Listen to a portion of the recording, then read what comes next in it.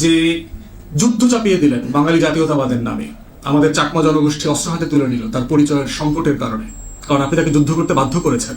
প্রথম গৃহযুদ্ধের জন্ম দিয়েছে এই সংবিধান, এবং গণতন্ত্র আছে, সেই গণতন্ত্রটা হচ্ছে ৭৩-এর নির্বাচন। আপনি ৭টা সিট ছেড়েছেন খুবই বিপদে পড়ে, জাসদের ৩০,০০০-এর উপরে নেতাকর্মীকে খুন করেছেন, আবার সমাজতন্ত্রের নামে বাকশাল কায়েম করেছেন, আর্টিকেল 117 অ্যামেন্ড করে আপনি জাতীয় দল করেছেন।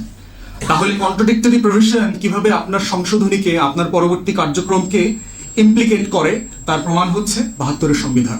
তাই এই সংবিধানটা কখনোই সংবিধান ছিল না, এই সংবিধানটা জনগণের ম্যান্ডেট নিয়ে হয় নাই, এই সংবিধানটা ছিল আওয়ামী লীগের শেখ পরিবারের একটা ব্যক্তিগত লুটপাট আর দেশ পরিচালনার একটা ফ্যাসিবাদী বন্দোবস্ত।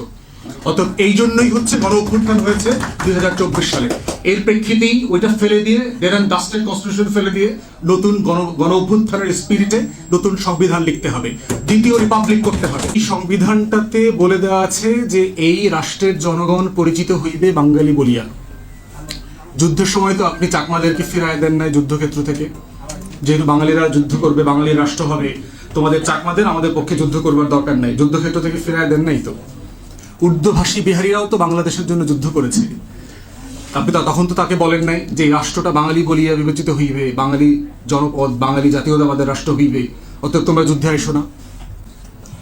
এবং ৭১-এর পরে যেটা হয়েছে যে আওয়ামী লীগ যেহেতু দুই সভাতেই, প্রভিন্সিয়াল অ্যাসেম্বলি এবং ন্যাশনাল অ্যাসেম্বলিতে মেজরিটি আসন পেয়েছিল, সেখান থেকে সেই সদস্যদেরকে দিয়েই সংবিধান সভা বসেছিল, এবং সকল সদস্য বসেন নাই। শেখ মুজিব এবং আওয়ামী লীগ সিদ্ধান্ত নিয়েছে কাকে বাদ দেওয়া যায় তার মধ্যে, এবং অনেককে বাদ দিয়েছেন।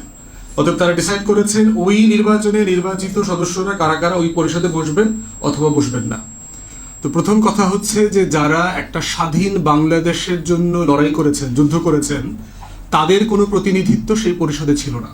এটা পাকিস্তান রাষ্ট্রের নির্বাচিত প্রতিনিধিরা আরেকটা স্বাধীন রাষ্ট্রের নির্বাচন ছাড়া, রেফারেন্ডাম ছাড়া একটা স্বাধীন গণপ্রজাতন্ত্রের একটা রিপাবলিকের কনস্টিটিউশন তৈরি করতে পারেন না, প্রথম কথা।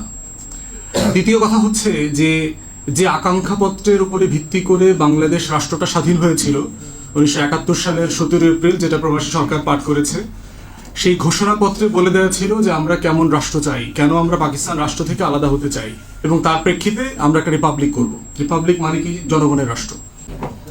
তৃতীয়ত হচ্ছে যে সেই ঘোষণাপত্রে বলে দেওয়া ছিল যে সাম্য, মানবিক মর্যাদা এবং সামাজিক সুবিচার, তিনটা মূলনীতির উপরে দেশ পরিচালিত হবে।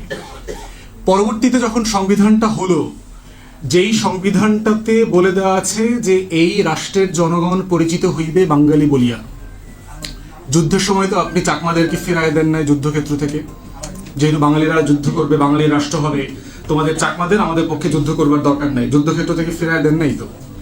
উর্দুভাষী বিহারীরাও তো বাংলাদেশের জন্য যুদ্ধ করেছে, ফিরায় দেন নাই তো।